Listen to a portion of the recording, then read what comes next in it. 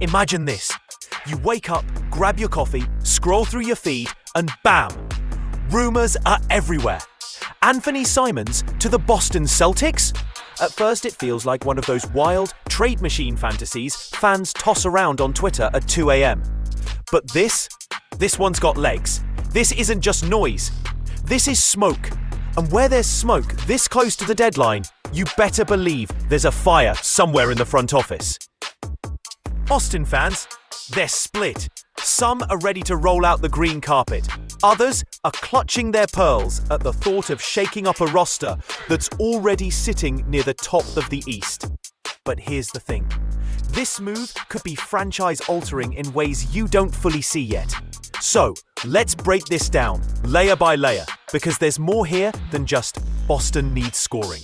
When Shams Charania first dropped that Boston has been monitoring Anfernee Simons' situation in Portland, NBA Twitter went nuclear.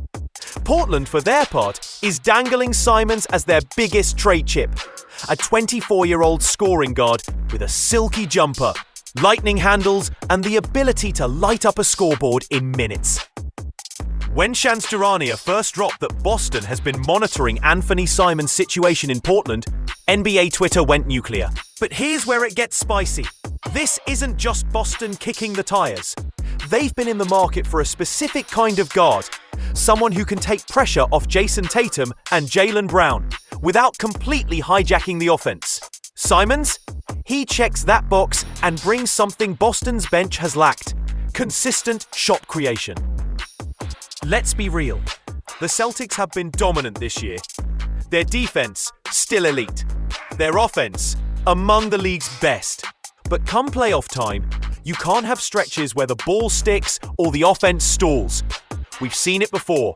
Game slows down, spacing gets tight, and suddenly the only plan is give it to Tatum or Brown and hope. Simmons changes that calculus. He's a 3-level scorer who can run pick and rolls, attack off the catch, and, here's the big one, punish defenses that load up on Boston stars. Imagine Al Horford setting a high screen, Simons curling around, and boom, pull up 3 before the defense can even blink. That's a different layer of stress for opposing coaches. Now let's talk ripple effects. If Boston pulls the trigger, this isn't just about adding a guy. It's about reshaping rotations, changing minutes, and maybe, just maybe, forcing other contenders to react.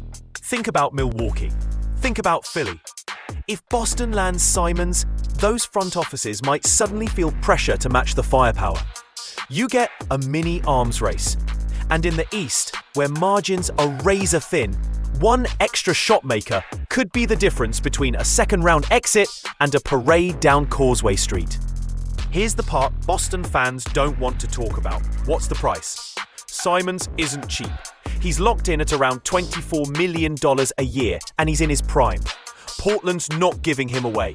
The Blazers are rebuilding around Scoot Henderson and Shaedon Sharpe, which means they'll want picks and probably a young player back. Names like Peyton Pritchard, Sam Hauser, even Derek White are being tossed around in speculative talks. That's the gut punch for fans, because every name we send out is a piece of the chemistry puzzle that's made Boston so dangerous this year. Here's what makes this all electric. The trade deadline clock is ticking. These conversations don't happen in a vacuum. They're strategic chess moves. Boston can float interest in Simons to force Portland's hand, or to scare another team into overpaying. Or they could be dead serious and just keeping their cards close. And you better believe Brad Stevens has a plan.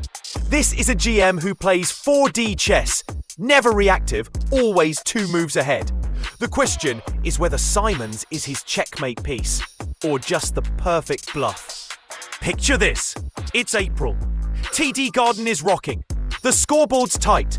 Tatum draws a double on the wing, kicks it to Simons at the top of the key, and he buries the dagger 3 without hesitation. That's what Boston would be buying. Fearlessness. A guy who's not afraid of the moment.